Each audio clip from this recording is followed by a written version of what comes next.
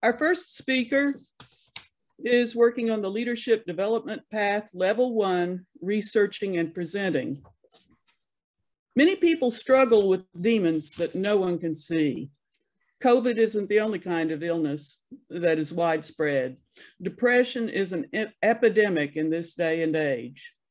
Sunday has researched the subject and is presenting what she's learned in her speech called, I Have a Secret. Sunday.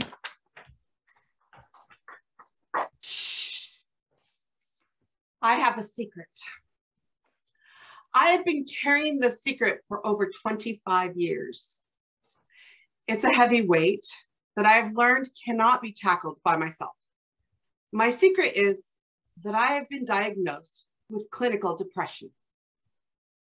Many people may be surprised by my admission, but I assure you that I have struggled with depression for over 2 decades. Depression affects a relatively large portion of Americans.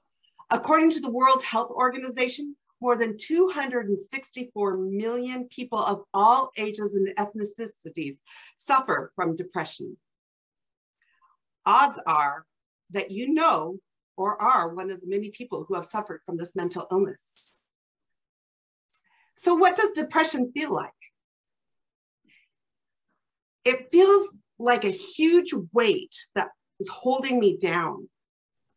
It feels like the sky is never blue and that the sun is never shining. It feels like I'm totally and utterly alone.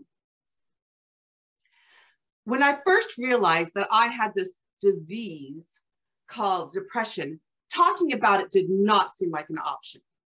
It seemed like a dirty little secret that I needed to hide. I got really good at pretending to be happy and pasting a smile on my face that didn't quite reach my eyes. Keeping the secret of depression seemed obvious, but it was Jane Clayson who made me realize that sharing our experiences with depression can be therapeutic and bring hope to others. Jane Clayson is an award-winning journalist widely known for her work at CBS News and ABC News. For over 2 decades, she traveled the world covering stories from international news to presidential campaigns and interviewing the biggest newsmakers of the day. She also suffers from depression. She writes in her book, Silent Souls Weeping, the worst part of depression is the profound isolation it engenders from family, friends, and community. She also adds that Christian theologian and author C.S. Lewis once wrote, friendship is born at that moment when one person says to another, what, you too? I thought I was the only one. I have found that connecting with others who have struggled from mental illness have helped me to find tools in fighting my own issues. And hearing about another's struggles has made me feel like I was not alone. Those who suffer from depression truly find hope in sharing their experiences one with another. Some things I have learned about dealing with depressive episodes, I have learned through research. Others, I have learned from people who have also experienced the same things. And the School of Hard Knocks has also been an excellent teacher. Perhaps what I have learned can help someone here today. The first thing I learned about mental illness is that education is essential. My depression education began 10 years before I was actually diagnosed. My mother recognized a trend in our family history of suicide and depressive issues. She began to educate us all about recognizing the problem and knowing that there is help out there. She destigmatized the illness by bringing awareness to her extended family as well as her own children. Education about mental health helped me to realize that it is treatable. According to Erica Lighthouse, an organization dedicated to creating a community of empathy and education about mental illness, the most common and effective treatments for depression include talk therapy, medication, and lifestyle changes such as proper sleep, regular exercise, and a healthy diet. Unfortunately, more than 80% of people with mental distress never receive treatment due to the lack of education and the stigma of shame that depression carries.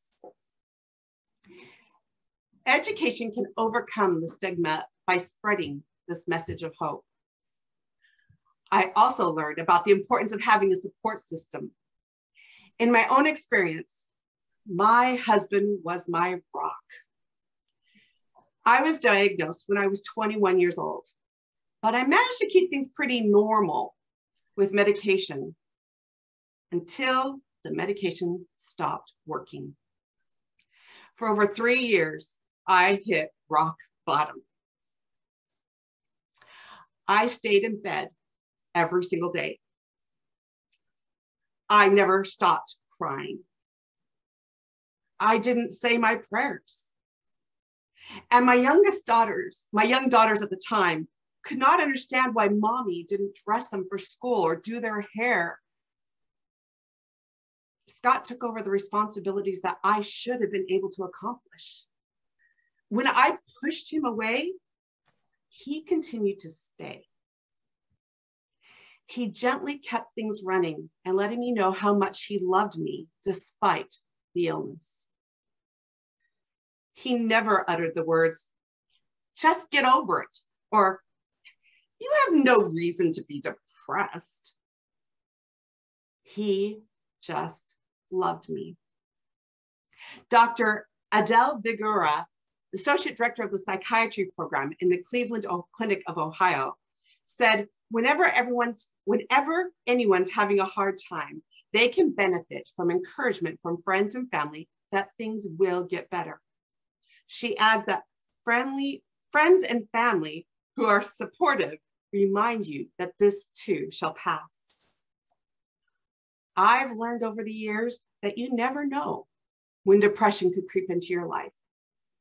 And I'm not saying that everyone will get depressed, but the odds are that you or someone you know intimately will battle a dark history.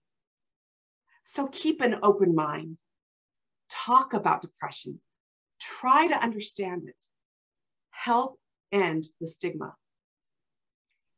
Depression is not who I am at my core, but it is something I've had to learn to live with. And I am grateful for the information that I've found and internalized. And I hope that I can help others when they struggle with their own demons. Thank you, Toastmaster.